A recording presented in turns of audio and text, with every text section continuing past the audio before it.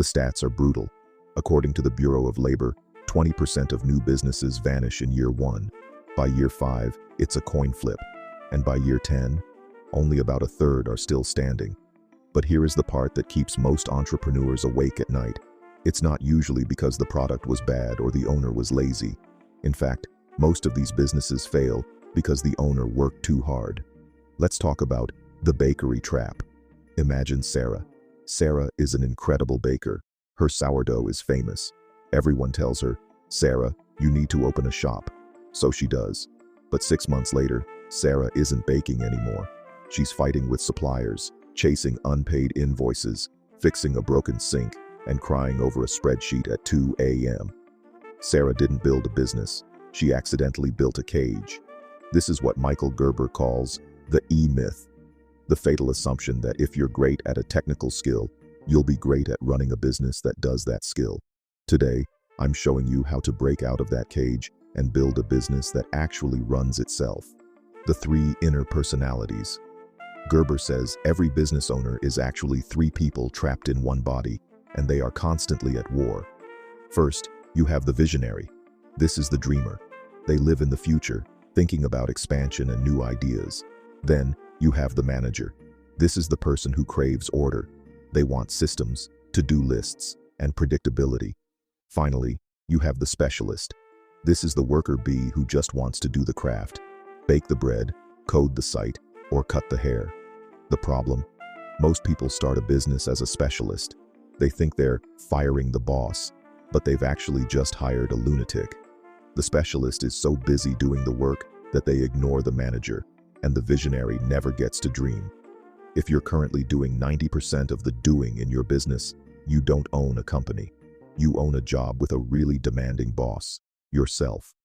The 3 growth stages. Every business goes through an evolution, and most get stuck in the middle. Phase 1 is infancy. You are the business. If you get sick, the money stops. It's exciting at first, but it leads straight to burnout. Phase 2 is adolescence. You hire your first employee, but because you're a specialist at heart, you don't trust them. You micromanage. You say, "It's faster if I just do it myself." Now you're doing your job and watching someone else do theirs. It's a recipe for disaster. Phase 3 is maturity. This is where the magic happens. A mature business is built on a foundation of systems, not just a superstar owner. Think about a franchise like McDonald's.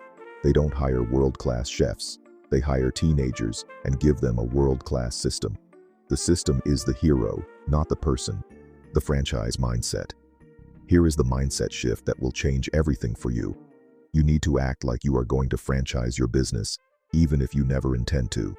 If your business relies on your magic touch to survive, it's not scalable. A real business is a repeatable process. Ask yourself, how can I make this task so simple that someone else could do it just as well as I can? Before we get into the 7-step blueprint to fix this, do me a quick favor. If you're realizing right now that you've been a specialist instead of an owner, hit that like button and subscribe. It helps me bring you more of these deep dives into the minds of the world's best business thinkers. The 7-step freedom blueprint. To get your life back, you need to follow this hierarchy of business development. Define the mission. Where is the ship going? If you don't have a destination, you're just rowing in circles. The org chart. Don't organize around people. Organize around functions. Who is responsible for sales? Who handles the product?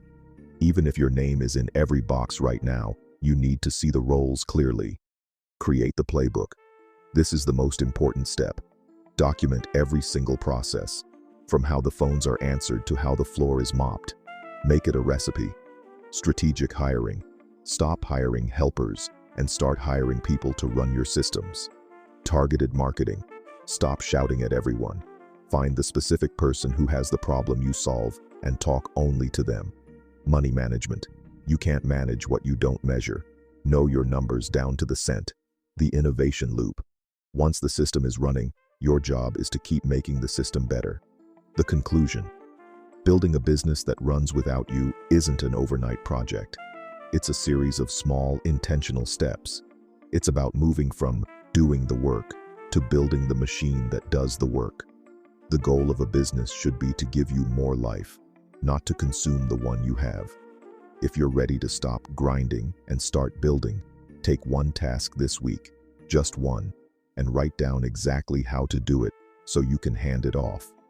Comment below with the word systems if you're committing to working on your business this year, not just in it. Thanks for watching, and I'll see you in the next one.